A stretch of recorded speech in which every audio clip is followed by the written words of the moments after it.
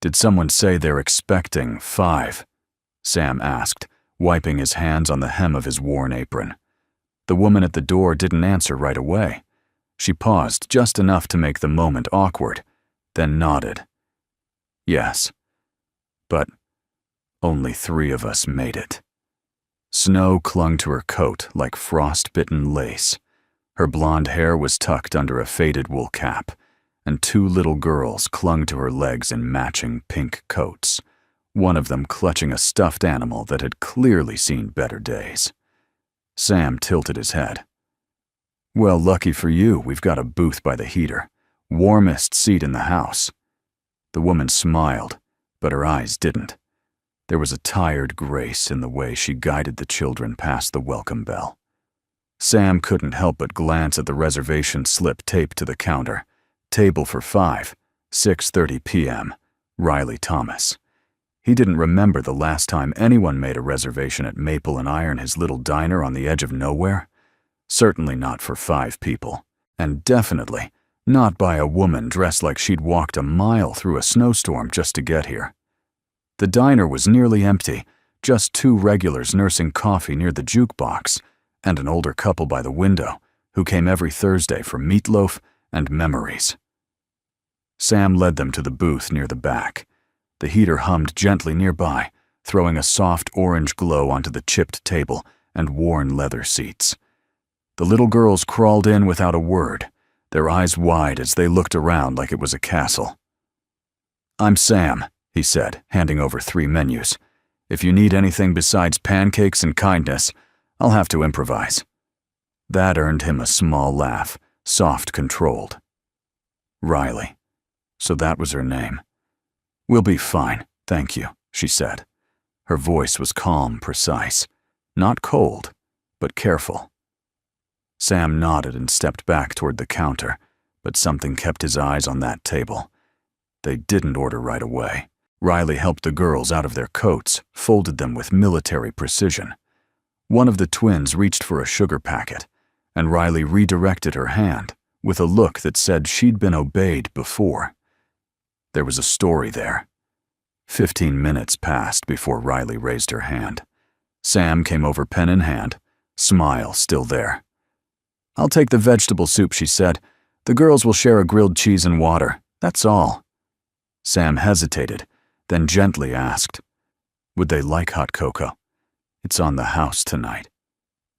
She looked at him, really looked, her lips pressed together not unkindly, but as if she'd learned long ago to say no before the world said no to her. Just water. But thank you. Sam nodded, coming right up. Back in the kitchen, he leaned over the pass-through window watching them.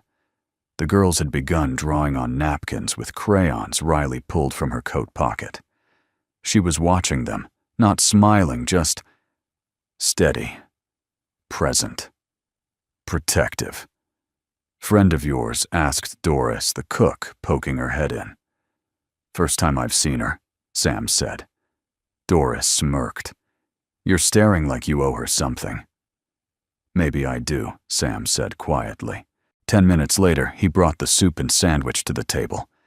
As he set it down, one of the girls looked up and whispered, Thank you, mister. Sam knelt beside her. What's your name? He asked gently. Lila, she said, holding up her stuffed bunny. Pretty name. And who's your friend? The bunny was held up proudly. This is Officer Paws. He keeps the bad dreams away. Sam smiled. Sounds like a real hero. He stood, his eyes meeting Riley's. She offered a nod, but there was tension behind it, like gratitude she wasn't ready to admit. As the girls ate, one of them accidentally kicked off her shoe under the table. Sam, clearing a nearby table, saw it happen. Without saying a word, he walked over, crouched down, and retrieved the shoe. The rubber sole had come loose, flapping like a broken tongue. Mind if I borrow this for a minute? He asked. The girl giggled. It's broken. Sam winked. Not for long. He disappeared into the back, rummaging through a drawer for the small tube of industrial shoe glue he kept for rainy days and second chances. By the time he returned, The sole was sealed, held together with a small clamp. He slid it back under the table. Good as new. Should last another 100 adventures. Riley stared at him. Really stared this time. No one asked you to do that, she said. I know. She looked like she was about to say something else, then stopped. People don't do things without a reason, she finally said.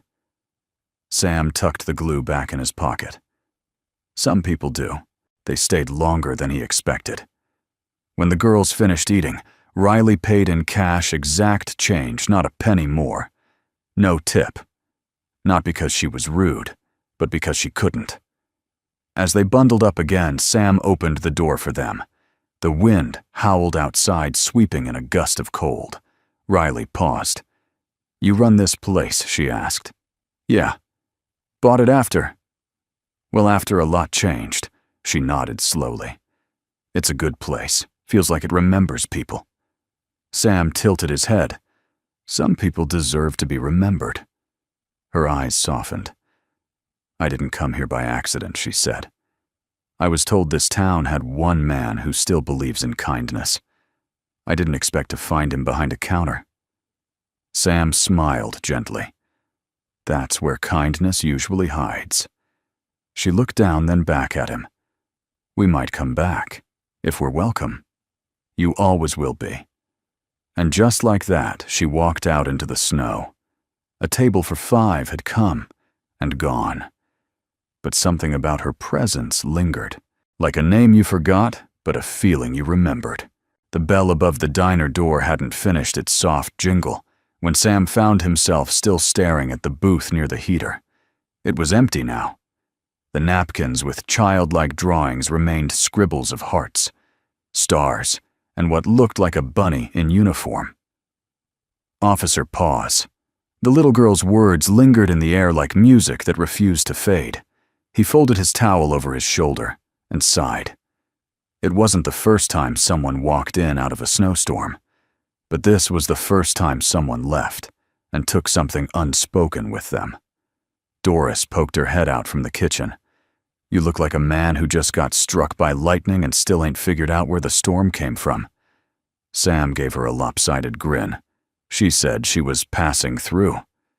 Doris raised an eyebrow. Passing through what, a life test? He shook his head. Something about her didn't match. She called herself broke, but... He gestured toward the booth. The way she moved, the way she watched the room, it's like she was trained to calculate exits. You think she's military? Maybe. Or maybe just someone who's had to be ready. Doris leaned on the counter, voice softer now. You don't trust her? Sam paused. I trust the way her kids looked at her. That's enough for now. The next day passed in the slow rhythm of small-town life. Coffee poured, eggs flipped, snow fell. Sam kept checking the window more often than he'd admit, but the door stayed closed. No Riley, no twins, just the quiet pulse of a Wednesday in a place the world mostly forgot. Around dusk, as he cleaned a ketchup smear off the front booth, the front door opened again. A tall man in an oil-stained parka stepped inside, stomping snow from his boots. Evening Sam, the man called. Got a minute? Sam looked up. Sure, Pete. What's up, Pete? Nichols was a local mechanic, one of those folks who didn't say much but saw everything. That woman from yesterday, Pete began. The one with the twins. Sam nodded, wary. She stopped by my shop this morning, asked if I could look at her car, said the engine sounded off. And Pete scratched his beard. It's a military-grade Suburban, armored chassis, government plate. She parked it 3 blocks away. Sam blinked. She told me not to mention it, Pete added, but I figured if she trusted you enough to bring her girls in, maybe you should know. Sam swallowed hard. Thanks, Pete. As the mechanic turned to leave, he called over his shoulder. Some folks wear old boots because that's all they have. Others wear 'em to see who's watching. That night, Sam sat alone in the diner after closing, staring at the napkin drawings he couldn't throw away. One of them had his name written in clumsy crayon, Mr. Sam. A heart next to it, and a drawing of a man and two little girls holding hands. He held the napkin like it was glass. I haven't been drawn into a family portrait in years, he murmured to himself. He walked to the back and opened the office drawer. Inside, folded beneath the receipts and order slips, was a letter he never finished. A letter to his late wife, Grace. He unfolded it. The ink was faded, the words cut short. Grace, today, Mia asked if we're ever going to be a real family again. I didn't know what to say. I wanted to tell her that I'm still trying to be the kind of man you married. But truth is, I feel stuck. I can fix toasters, coffee machines, and broken chairs. But I can't fix what broke when I lost you. He stared at the letter for a long time. Then quietly, he put it away. The next evening, just before closing, the door chimed again. Riley stood there, wind-chapped cheeks flushed, a single grocery bag in her arm. The twins weren't with her. Sam tried not to look surprised. No reservations tonight, she smiled, the kind that barely lifts the corners of the mouth, but says more than a full laugh. Thought I'd try the chef's special. I hear the soup comes with philosophical life lessons. He gestured toward her usual booth. Take a seat. The heater's been missing you. She walked in and set the bag beside her. Sam brought over 2 mugs of decaf and sat across from her without asking. They sat for a beat, no small talk, just steam rising between them. Where are the girls? He finally asked. With someone I trust, Riley replied. Silence again. Sam leaned back. So, you drive an armored SUV. You know how to fold a coat like you're issuing gear. You watch every corner of the room without turning your head. And you expect me to believe you're just some broke single mom passing through. Riley didn't flinch. I didn't come here to lie. I came here to see who notices what I don't say. Sam let the words settle. And what did you see? He asked. Riley held his gaze. A man who kneels down to fix a child's shoe without asking her name. A man who smiles like someone who forgot how but tries anyway. A man who might just be the most dangerous kind of kind. Sam chuckled under his breath. Dangerous. She nodded. Because you make people believe again. He looked away, not sure how to carry that weight. Then she said it. I didn't come here because I was hungry. I came here because someone in my unit said there was a man in this town worth meeting. Sam's brow furrowed. Your unit. She tapped her fingers lightly on the table. I was deployed 6 times. Lost my husband in Kandahar. Moved from base to base ever since. Every time I started to believe in something again, it got reassigned. Or taken. She paused. I didn't need a date, Sam. I needed to know if good men still existed. Sam reached for his cup, but didn't drink. And did you find one? I don't know, she said. But I found someone who didn't ask me to be anyone else. That's a start. Sam's voice dropped to a whisper. Sometimes that's all we get. A start. She smiled. A real one this time. I'll take it. And just like that, the heater hummed again, and something warmer began to grow between 2 people who had lost more than they'd ever said aloud.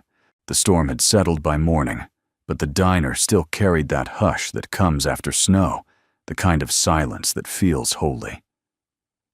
Sam arrived early like always. He turned on the lights, started the coffee, and opened the blinds to a soft blanket of white. Outside, tire tracks curved like faded memories down the road. Inside, the scent of cinnamon rolls and worn linoleum filled the air. But he wasn't thinking about pastries. He was thinking about Riley, about her voice when she said, I didn't need a date, Sam. I needed to know if good men still existed. He hadn't known what to say. Still didn't. He just knew she was different. Not because she'd seen war, but because she'd seen enough of life to spot a lie without blinking and still sat across from him anyway. Around 10 o'clock, the door swung open. Not Riley this time, but her twins, Lila and June. They barreled in like a gust of sunshine. "Mr. Sam," Lila called, dragging a snow-covered bunny in one hand and a crumpled art paper in the other. June pointed toward the counter. "You said we could see the pancake machine." Sam smiled wide. "Well, I do believe you're right." Riley stepped in behind them this time, dressed in a thick olive-green coat, hair pulled back, cheeks rosy from the cold. "You said I was always welcome," she said, half grinning. Sam gave a mock salute. "I stand by my word, ma'am." As the girls ran behind the counter under Doris's amused supervision, Riley sat down in the same booth. Sam poured her a coffee without asking. "You trust me with your kids?" he asked. Her fingers curled around the warm cup. "I trust how they look at you." Sam leaned against the counter, folding his arms. "That's a lot to put on a man." She took a sip. "You ever notice? Kids don't look at someone the way adults do. They don't measure what you own. They measure how safe they feel near you." He blinked. That one landed deep. The girl squealed in delight as Sam flipped a Mickey Mouse-shaped pancake onto a plate. Doris pretended to be offended that he'd stolen her spotlight, but she winked as she passed. "Don't let them see the mess you made of the batter," she muttered, elbowing him. "I like it messy," Lila chirped. "It tastes happier." Back at the booth, Riley unfolded her wallet and placed a 20 on the table. Sam glanced at it. "You don't have to, I do," she cut in gently. "Because dignity isn't in how much we give. It's in the fact that we give what we can." He paused. "You talk like someone who's taught that lesson the hard way. I talk like someone who's lived off ration packs and slept next to mothers who had nothing but a child to protect," she replied. Another silence.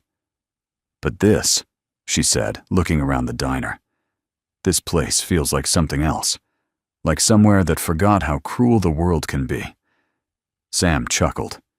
"It remembers. It just chooses not to act like it." Then it happened. One of the twins, June, ran across the floor and tripped near the door. She hit the floor with a soft thud and started to cry. Sam rushed over, lifted her, gently checked her elbow, then carried her to the counter like she was made of glass. "She's okay," he said softly, brushing her curls back. Riley knelt beside her daughter, kissed her forehead, and whispered something only a mother could say. But June, still sniffling, wrapped her arms around Sam's neck. "You make it better," she said into his shoulder. Sam froze, just for a moment. Then he closed his eyes. No medals, no grand gestures, just 6 words that made a man feel like he mattered again. Later that afternoon, when the girls had fallen asleep in a booth wrapped in borrowed blankets, Riley stood near the window, arms crossed. "You didn't ask why I left the army," she said. Sam dried a glass. "Didn't think I had the right." She looked at him. "Most people do ask. Right after they ask what happened to my husband." He set the glass down. "Then maybe you needed someone who didn't." A long pause. Then she said, "I left because I couldn't teach my daughters to heal in a world where their mother never did." Sam's voice was steady. "That's not weakness, Riley. That's wisdom." She met his gaze, and there was something raw there, something unguarded. "Why haven't you moved on?" she asked. "You talk about your late wife like she still walks through the back door." Sam's jaw tightened, not out of anger, but out of truth. "Because sometimes I still feel her in the silence," he said.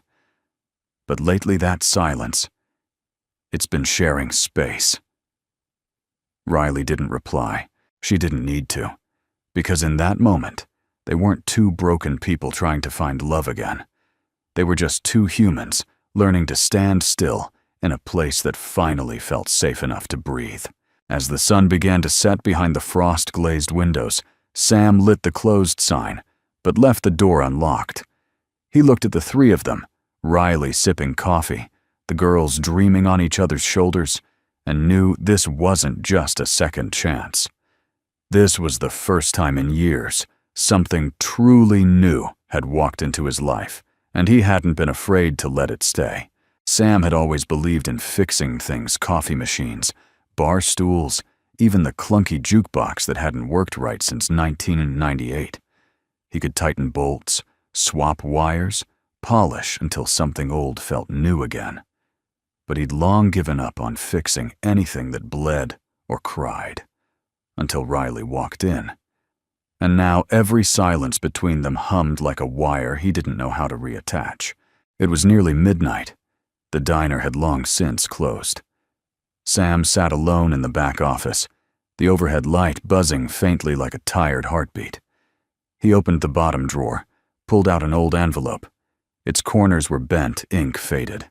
He didn't need to read it to know what it said. He'd written it years ago and never mailed it. There was no address, no postage, just a name. Grace. His wife. Gone 6 winters now, taken in an accident that stole her breath and shattered the rhythm of their small, warm life. He unfolded the letter. I tried to make pancakes this morning, but Mia said they tasted like cardboard. I laughed. I cried. I think I've forgotten how to be a father without you reminding me how to be a man. His hand trembled slightly as he read. They say time heals everything, but time doesn't cook breakfast. Time doesn't tuck in a child. Time doesn't hold your hand in the dark. He closed the letter, folded it carefully, and set it aside. Tonight the silence in the diner didn't feel like loss. It felt like something waiting. The next morning, Sam arrived before the sun and unlocked the front door to find something unexpected. Sitting at the booth by the window, a paper napkin folded neatly with a single daisy pressed inside. He looked around, heart tightening. Riley. It had to be. Next to the napkin was a note written in graceful handwriting. Thought you might need something to remember the quiet mornings by. He tucked the daisy into the pocket of his flannel shirt and smiled. Some flowers don't bloom in daylight, he murmured. But they still change everything. Later that afternoon, Riley returned. No twins, no grocery bag, no pretense. Just her. She walked in like she belonged now, and Sam didn't fight the warmth that rose in his chest when he saw her. You left something behind, he said, lifting the napkin. She smirked. Guess I'm not great at keeping my distance. Neither am I, he said softly. Not anymore. They sat in silence for a while, steam curling from the coffee mugs between them. Finally, Riley spoke. I wasn't going to come back, she admitted. Sam raised an eyebrow. What changed your mind? She stared at the cup in her hands. June woke up crying last night. Said she had a dream where I disappeared. I told her that would never happen. But then she asked me a question I couldn't answer. What was it? Riley looked up. Her voice cracked just slightly. She asked if I was done running. Sam didn't speak. He just listened and let the weight of that settle like snow. And are you? He asked finally. She took a breath. I don't know. But I'm tired, Sam. Tired of pretending I don't want something real. He leaned forward. You don't have to pretend here. She smiled, then soft, unguarded. A smile not shaped by duty or fear, but by possibility. Later that evening, as they stood near the window watching the snowfall begin again, Sam glanced at her reflection in the glass. You ever write letters? You never send, he asked quietly. Riley looked surprised. Once. To my husband, after he died. Sam nodded slowly. Me too. To Grace. Riley turned to face him. You kept them. He tapped his chest. In here. Some words don't need paper to stay with you. She swallowed. What did they say? He paused. They said I forgot how to be alive. But I think I'm starting to remember. Riley's hand found his, and for a long moment they stood like that two people once broken, now just trying to fit together without forcing the edges. Before she left, she glanced at the old jukebox in the corner. It was still broken. You ever going to fix that thing? She teased. Sam grinned. Maybe. But some things sound better after silence. She looked at him like he was a puzzle finally coming into focus. And when she opened the door to leave, snow flurried in around her like confetti from a celebration. Neither of them had the words to name. He watched her go the door, clicking shut behind her. Then he walked to the counter, pulled out a clean sheet of paper, and wrote, Grace. I think I met someone who reminds me how to hope, not like before, but maybe something even better. Not healing. Becoming. He folded it carefully, set it beside the others, and for the first time in years, didn't feel the need to seal it. Because some letters aren't meant to be sent. Some are just meant to be closed. So another story can begin. The diner had never felt so full, and yet so still. The morning sun filtered through the frost-covered windows, scattering soft light across the linoleum floors. Sam stood behind the counter towel over his shoulder, watching Riley stir her coffee in silence. She wasn't alone. Lila and June sat on either side of her in their matching fleece jackets, swinging their legs beneath the booth. But something about today was different. Riley's smile came slower, her voice quieter, like a song nearing its last note. Sam noticed it in the way she folded her napkin with precision, the way her eyes drifted toward the window more than usual. Something was ending. Or about to. You ever feel like you're standing in the middle of something good, but you know it can't last? She asked suddenly, not looking up. Sam leaned on the counter, pretending to check the order pad. Yeah. Every morning before the place fills up. Every night after it empties again. Riley smiled at that, but it didn't reach her eyes. The girls finished their pancakes and began quietly coloring in the booth. Sam brought over 2 cookies, shaped like stars ones he usually saved for birthdays. You sure you're not spoiling them? Riley asked. They're growing faster than anyone can keep up with, Sam said, kneeling by the booth. A little extra sugar just makes the memories sweeter. Lila giggled. Mom says we're not supposed to get used to good things. Sam looked up at Riley. Riley closed her eyes for a moment. I said not to take things for granted, she corrected gently. Same difference, June added with a grin. But Sam could feel it now, the weight in Riley's voice, the tension behind her grace. She was leaving. After the girls ran off to show Doris their drawings, Riley remained seated. She folded her hands tightly the way soldiers do when trying to still their nerves. I wanted to say thank you, she said quietly. For the pancakes, Sam tried to smile. For seeing me, she said. Sam's smile faded. You're not just passing through this time, are you? She didn't answer at first. Then she reached into her coat and pulled out something that made Sam's heart stop for a beat. A folded military transfer document. Stamped. Approved. New orders, she said. I'm being reassigned. Overseas. He stared at the paper. At her. You said you were done running. I said I was tired, she replied. But duty doesn't always ask how tired you are. Sam took a slow breath. You could have told me sooner. I was trying to figure out if it was harder to leave or to stay. He sat across from her, voice low, and Riley looked down at the table. It's both. The twins came running back. Just then, cheeks flushed from laughter, arms full of crayon masterpieces. They hugged Sam goodbye, like they'd known him forever. Will you write to us? June asked. Sam nodded. Only if you promise to draw me more bunnies. Officer Paws is getting a promotion, Lila said proudly. Better make sure he doesn't outrank your mom, Sam teased. Riley knelt beside them, helping with their scarves and hats. I didn't want to go without saying goodbye, she said quietly. Sam stood watching as she zipped Lila's jacket, then June's. His hands were shaking. Riley, he said, if I asked you not to go, would you stay? She straightened, eyes meeting his. No hesitation. No games. If I stayed because of you, I'd resent the uniform. If I left because of the uniform, I'd resent myself. He nodded slowly, the truth slicing clean, but deep. You don't need someone who asks you to choose, he said. She took his hand just for a second. Her grip was steady like a final salute. I needed someone who reminded me I still had the right to choose. They stepped outside together. Snow had begun to fall again, light quiet, like ash from a winter dream. The girls climbed into the back of the same SUV that once parked 3 blocks away. Now it sat out front, unhidden. Sam opened the passenger door for her. Riley paused before stepping in.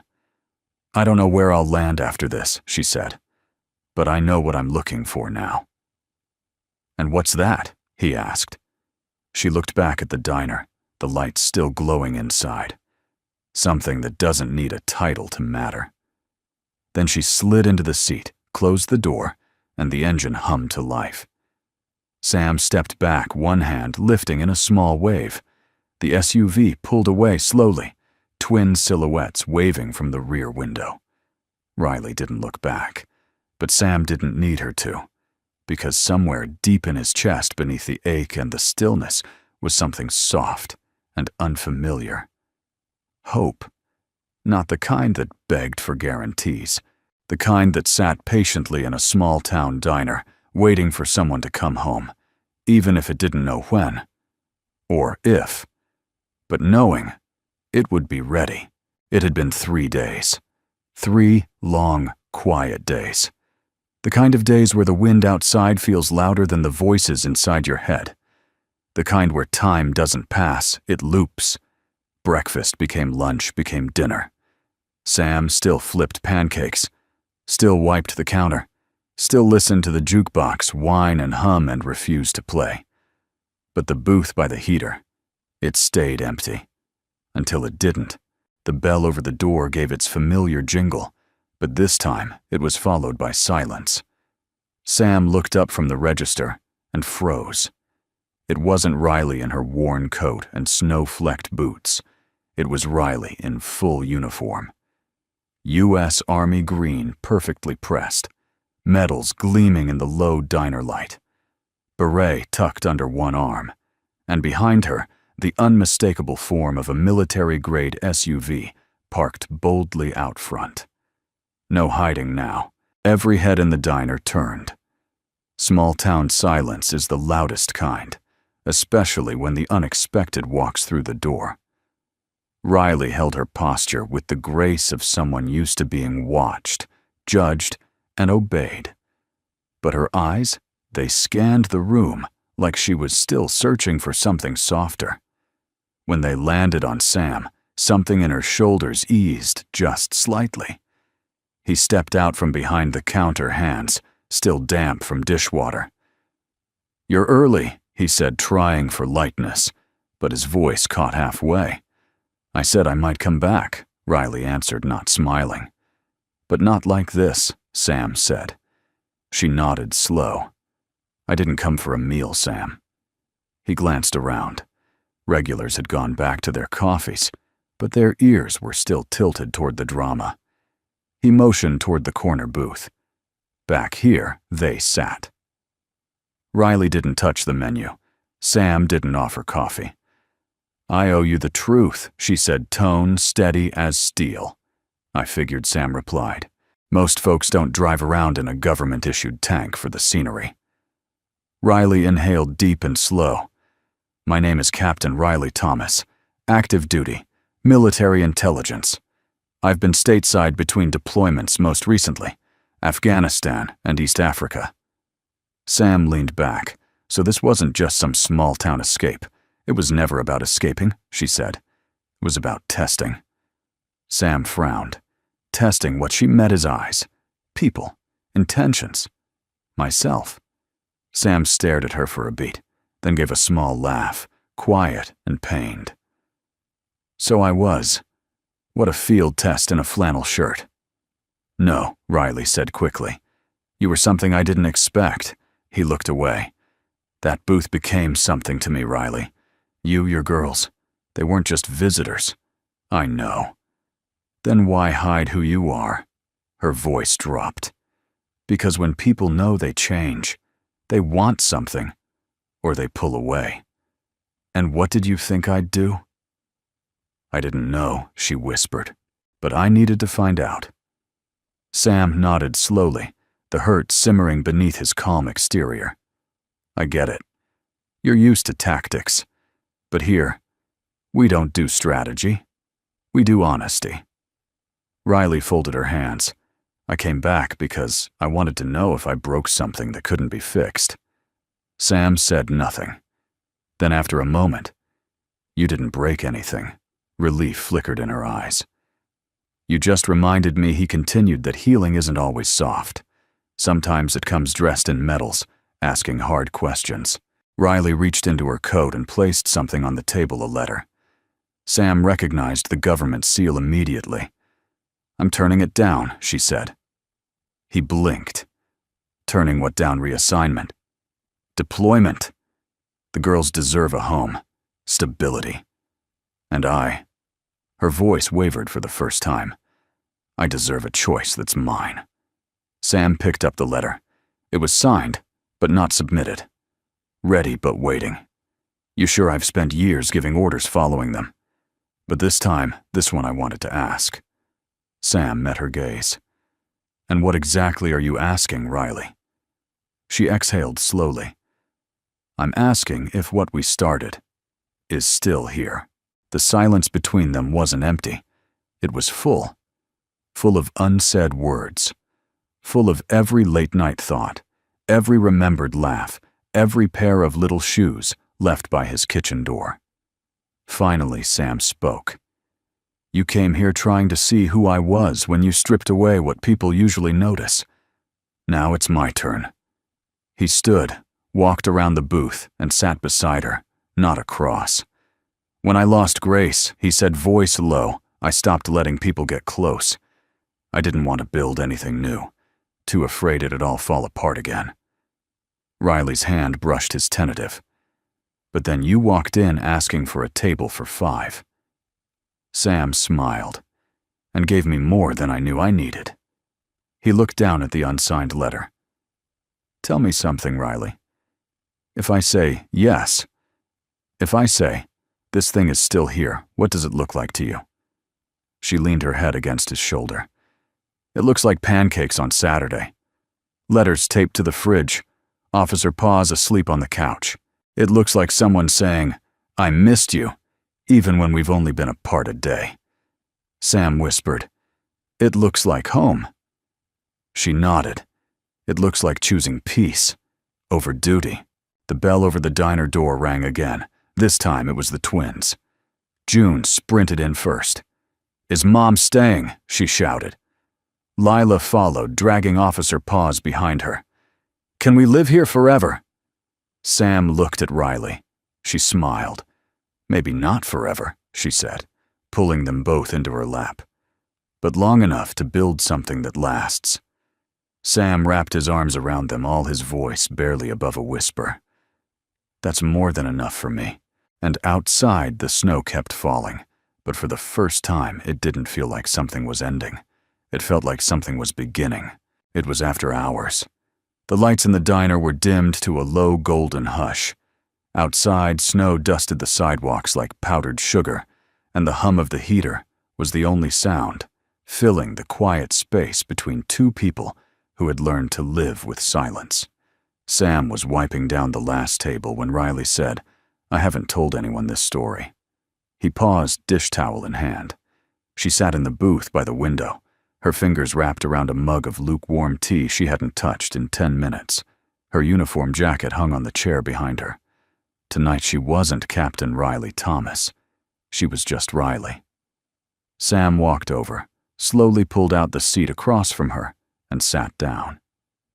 You don't have to, he said gently. I know, she replied. But I think I need to. For a moment she said nothing. Her eyes followed a flake of snow as it clung to the glass before melting into nothing. My husband's name was Travis, she began. He was my first-year cadet instructor at Fort Benning. Built like a linebacker, smiled like a kid. I hated him for 3 weeks, then loved him for 15 years. Sam didn't speak, just listened. The way someone does when they know the truth matters more than the response. We deployed together twice, she continued. He proposed under a broken street lamp in Kandahar after a mortar missed our convoy by 20 feet. He laughed and said, "If we're still breathing, might as well start living." She smiled, but it didn't last. He was killed 6 months later. I was 6 weeks pregnant with the twins. Sam swallowed his throat, tightening. "I didn't cry at the funeral," she said softly. "Everyone thought I was the strong one, the unshakable. But the truth is, I just hadn't figured out which part of me died with him." She looked up then. And I stayed like that. Half there, half gone. Raised my girls between bases, between deployments, between versions of myself I didn't even recognize anymore. Sam reached across the table, palm up. Riley hesitated, then placed her hand in his. "It took me a long time to admit that bravery isn't just running into fire," she whispered. "Sometimes it's learning how to sit still, to hold joy again, without guilt." Sam was quiet for a long moment. Then, in his low, grounded voice, he said, "After Grace died, I used to eat dinner with the lights off. Couldn't stand seeing her empty seat." Riley's grip tightened gently. "One night, she was 5. Then she climbed onto that seat, held my hand, and said, 'It's okay, Daddy. I'll fill in for Mama until your heart's not tired.'"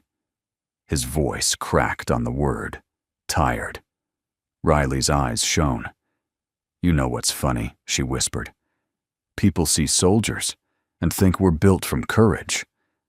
But most of the time, we're just stitched together with survival." Sam nodded and patched with whatever kindness we find along the way.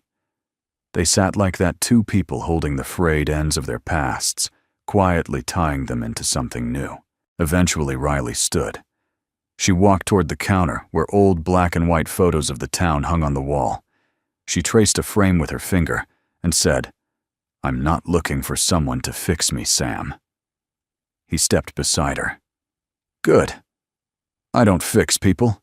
I just hold the broken pieces until they feel safe enough to stay." She turned to him. "And what if I never feel whole again?" Sam smiled. "Then I'll love the shape you are, exactly as you are." Later that night, after she and the girls had left, Sam walked into the kitchen. He opened the utility drawer, pushed past rubber bands and paper clips until his hand touched a velvet box he hadn't opened in 6 years. Inside was a ring, simple, worn. He held it for a long time, thumb brushing the engraving inside, "Grace, still yours." Then slowly he placed it back inside and whispered, "Thank you for teaching me how to love enough to let go." He closed the drawer and turned out the lights. And for the first time in a long, long time, he didn't feel like he was walking out of grief. He felt like he was walking toward something, toward someone, toward a future not erased by the past, but made more beautiful because of it. By Friday morning, the snow had slowed, but the tension in the diner felt heavier than any storm. Sam wiped the counter clean, though it didn't need wiping. He was trying to keep his hands busy because his heart was anything but still. Word had gotten out. In a town like this, secrets traveled faster than trucks on Main Street. It didn't matter that Riley had never asked for attention. Her uniform did the talking. And now the whispers had started. She wasn't just the woman who shared pancakes with Sam and brought laughter back to his kitchen. She was the soldier, the outsider, the one who doesn't belong here. The bell jingled as Doris stormed in cheeks pink from the cold and righteous indignation. "You heard what's going round, haven't you?" she asked without preamble. "I've heard more than I care to," Sam muttered. Doris slapped a folded flyer on the counter. "Community meeting, town hall, tonight, or 7 p.m. Topic, use of maple and iron for veteran outreach initiative. Speaker capped out for Riley Thomas Rhett." "She didn't even put this up herself," Doris said. "Someone else did. Because they support her. But not everyone does, Sam." Sam stared at the flyer. She's trying to use her savings and pension to renovate this place, Doris continued. Turn it into a halfway stop for vets and struggling families. Folks are saying it'll bring the wrong kind of people. Sam's voice was low. You mean people who've already given everything and still have nowhere to go, Doris sighed. You know how small towns are. People say they support our troops until the troops want to move in next door. That evening, Sam stood at the back of the packed town hall. The air buzzed with murmurs, rustling coats, and folded arms. Mayor Tillman stood at the front, awkward in his khakis and clip-on mic.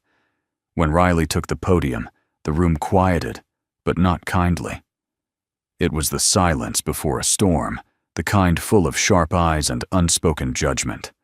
She stood tall in civilian clothes, simple blouse, no rank, no medals, only her voice clear and steady. I'm not here to take over your town, she began. I'm here because once I needed a place that didn't ask for credentials. Just kindness. She paused. I want to use my own money, nothing from the state, to help renovate part of Maple and Iron into a drop-in center for veterans. A warm meal, a place to breathe. No paperwork, no conditions. Just dignity. Someone coughed. An older man in the third row raised his hand. That sounds nice, Captain. But what happens when word spreads, and we've got addicts and drifters pouring in from the next county? You gonna screen every soul? Riley looked at him, not defensive, not angry, just honest. No, because I've seen people walk through fire with no name left, and sometimes all they need is a sandwich and a second chance. Another voice, sharper. This town's already struggling. We don't need outsiders bringing more trouble. Sam stepped forward. People turned. He didn't need a mic. His voice carried in that room the way it always had, quiet, sure, but impossible to ignore. I lost my wife 6 years ago, he began. I almost lost myself with her. But this diner, this town, gave me something to hold on to. He looked at Riley. Then one day, a woman walked in with 2 kids and ordered vegetable soup. She didn't ask for anything but a place to sit. And somehow, she helped me remember the man I used to be. He turned to the crowd. You talk about outsiders. But sometimes the people we fear the most are the ones who fought the hardest for us. Someone called from the back. So you're with her now, Sam nodded. I'm not just with her. I'm standing for what she stands for. There was a pause, and then a hand clapped. Just one, then another. Until half the room was standing, applauding quietly, awkwardly, but with sincerity. The rest didn't clap, but they didn't walk out either. Later, back at the diner, Riley sat on the counter, legs swinging like a girl who hadn't held a rifle or buried a husband. I thought they'd eat me alive, she whispered. Sam handed her a mug of hot chocolate. Some tried. She smirked. But you. He sat beside her. I didn't speak because of loyalty. I spoke because of love. She went still. Sam took her hand, gentle but firm. This town doesn't need saving, but it needs reminding, and so do I. She leaned her head on his shoulder. You reminded me, Sam, that bravery isn't just about standing up under fire. Sometimes it's standing still and letting someone else fight for you. He kissed the top of her head and whispered, I wasn't fighting for you. She looked up. I was fighting for us. Outside, snowflakes drifted under the street lamp like falling wishes, and for the first time in years, Sam felt like this town had stopped looking for the past and started building something new. The first sign something was wrong wasn't the smoke. It was the silence. The kind of silence that feels wrong in a place that's usually humming, coffee brewing forks, clinking children laughing in the corner booth. Sam pulled into the diner's lot just before sunrise.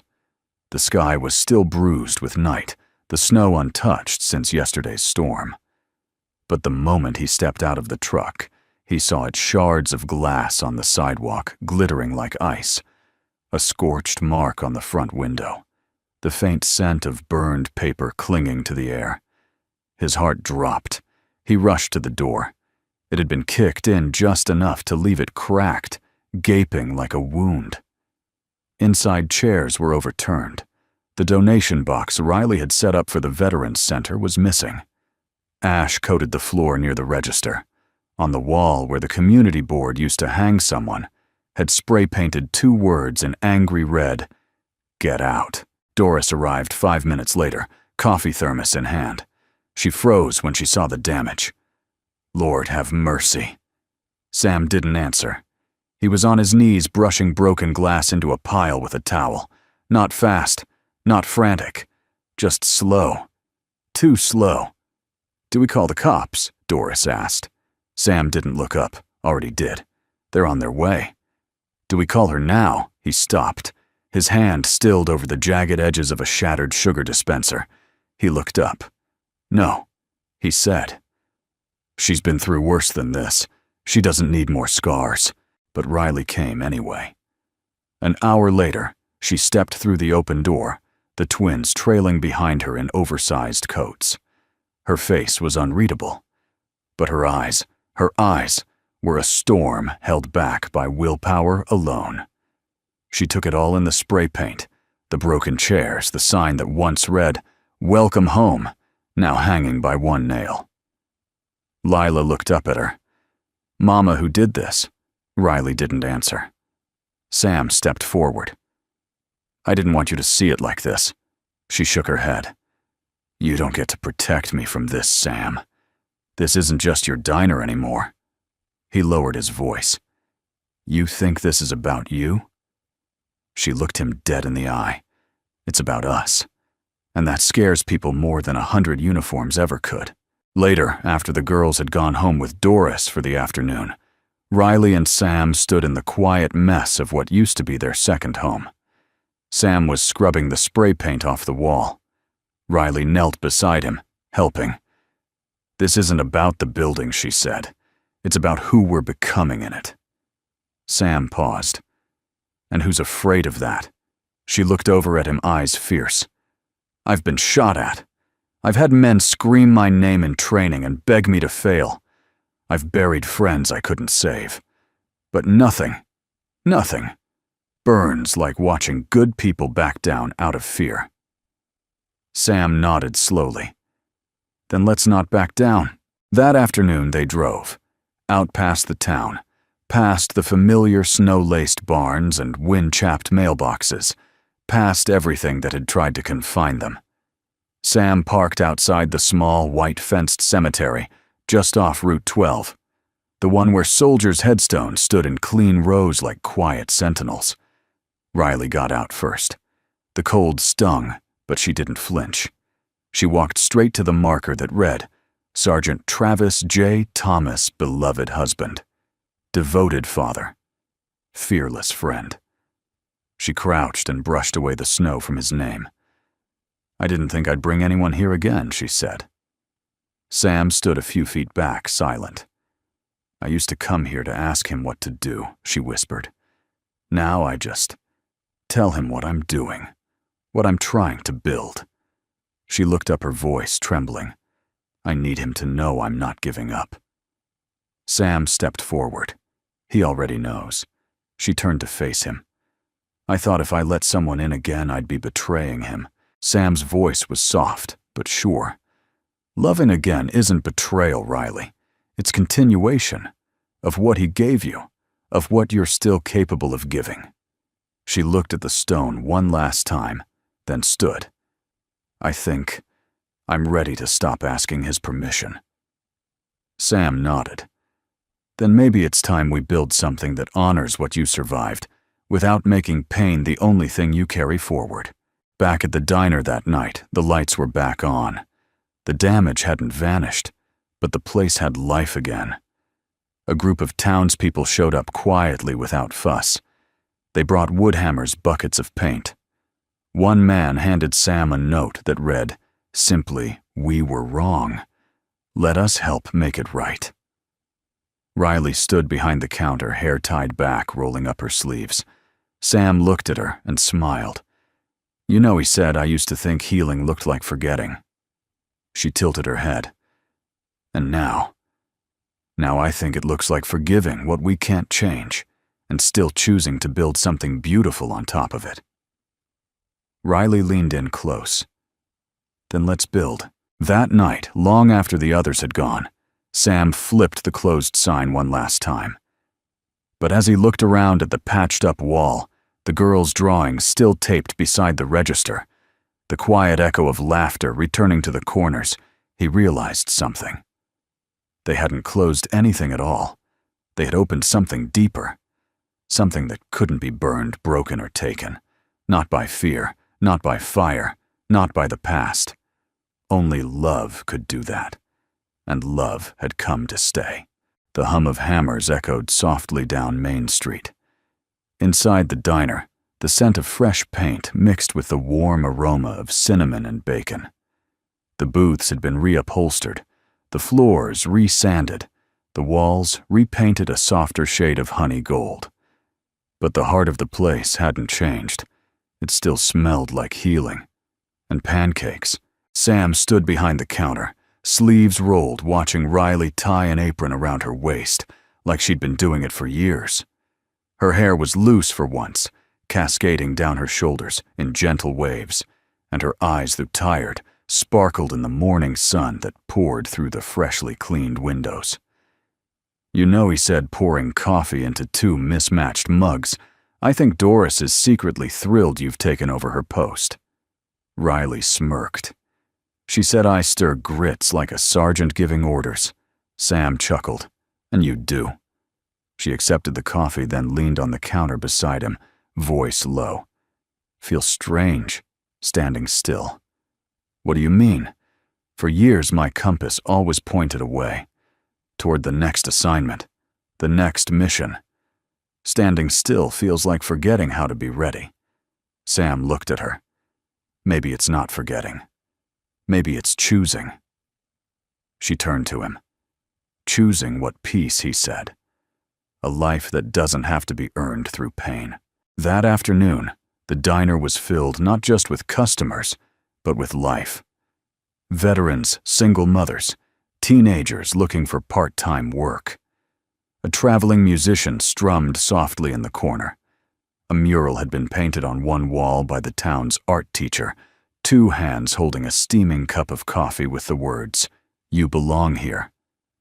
The donation box was full again, but this time it was for something bigger, a scholarship fund for children of military families. Sam sat in his usual booth, sipping tea. Across from him, June and Lila were busy coloring a welcome home sign in bold, looping crayon letters. "Does this look like a real sign?" June asked, holding it up. "It looks more real than anything I've seen in this town," Sam replied. Riley returned from the kitchen, flour on her cheek, a hand towel slung over her shoulder. "I didn't know a renovation could feel like therapy," she said. Sam stood and walked over. "That's because this wasn't about fixing walls." She looked at him, puzzled. "It was about building new ones," he finished. He gestured toward the back. "Come with me." They walked down the hallway behind the kitchen toward the old storage room that had once been filled with broken chairs and forgotten holiday decorations. Now it had a door with a new brass plaque, "Travis's room." Riley froze. Sam turned the knob and pushed the door open. Inside, a small lounge had been created. 2 armchairs, a bookshelf lined with donated novels and journals, a coffee maker. A photo of Sergeant Travis Thomas hung above a quiet lamp beside a framed American flag. Riley covered her mouth. Sam spoke softly. "For those who need a place to breathe, or talk, or sit in silence. Your husband's name belongs here, not just in memory, but in purpose." Tears welled in Riley's eyes. "Why would you do this?" Sam smiled. "Because love isn't measured by how tightly we hold on. It's measured by what we're willing to give away." She stepped into the room, knelt before the photo, and whispered something no one else heard. Then she turned back to Sam, voice shaking. "He would have liked you." Sam nodded. "Then I'll do my best to deserve it." That evening the sun dipped below the horizon, and golden light filled the diner like a blessing. Families laughed. Strangers shook hands. A boy played a quiet version of America the Beautiful on a donated piano in the corner. At one table near the window, Sam sat beside Riley, his arm around her shoulders. Across from them, June and Lila presented their crayon masterpiece with pride. "Welcome home," it read. In pinks and purples and hearts. Sam tapped the paper. "Where should we hang it?" Lila pointed above the register. June nodded. "So everyone sees it when they leave." Riley smiled. "No," she said gently. "So they see it when they come in." Sam reached for a hammer, and together with the girls laughing at his crooked aim, they hung the sign with 2 silver tacks and a lot of heart. As the last customer left and the lights dimmed, Sam and Riley stood alone in the doorway, the snowfall outside soft as feathers. He turned to her. "This place used to feel like the end of something." She took his hand. "Now it feels like the beginning." He looked down at her, at the woman who had come into his life, carrying both grief and grace, and said, "Thank you for choosing to stay." She leaned her head against his chest. "Thank you for making it safe too." And under that quiet falling snow, beneath a glowing welcome home sign written in crayon, 2 broken hearts kept rebuilding, not because they had to, but because they finally believed they could. The diner never looked more alive. It wasn't packed. There were no parades or speeches, no headlines or celebrations. But there was warmth and laughter, and something even rarer in this world, peace that didn't need to be explained. Outside, the first golden blooms of spring pressed through the snowmelt near the sidewalk. Inside, the air carried the scent of cinnamon fresh brewed coffee, and something that hadn't existed here for a long time belonging. Sam stood at the counter polishing a glass out of habit more than necessity. He wasn't watching the clock.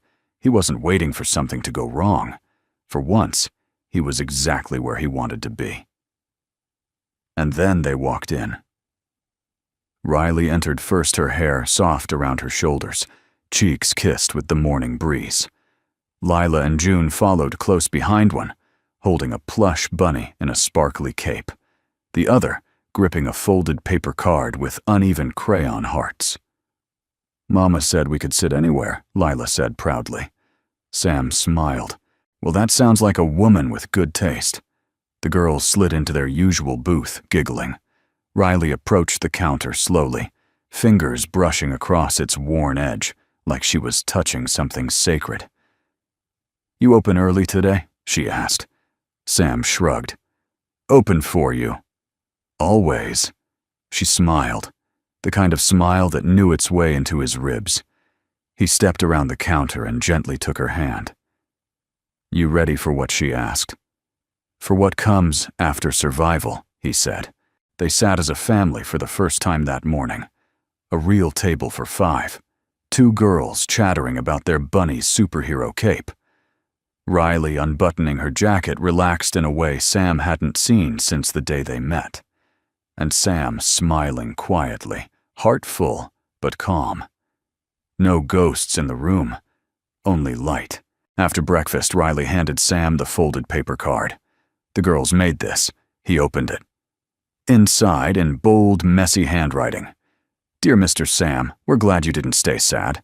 Below it, a stick figure drawing of 5 people, 2 adults, 2 girls, and Officer Paws flying. Sam blinked hard.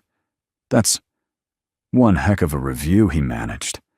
Riley leaned in, her voice softer. "It's more than a review. It's a beginning." He met her eyes. "You really think we can do this?" "I think we already are," she said.